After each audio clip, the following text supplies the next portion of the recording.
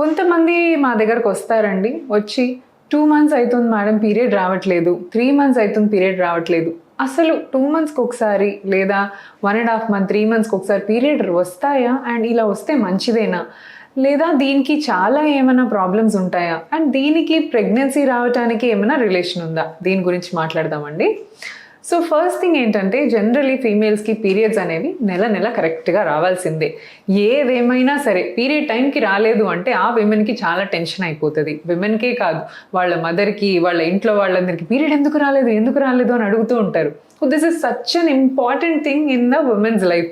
Cycles కరెక్ట్గా రావటం, cycles టైంకి రావటము చాలా important.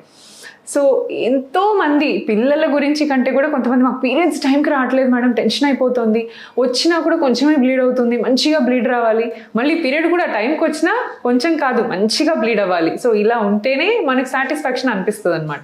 So what has this in relation to pregnancy? దీని గురించి మాట్లాడతాం. జనరలీ పీరియడ్స్ వచ్చేది అండం విడుదలైన తర్వాత.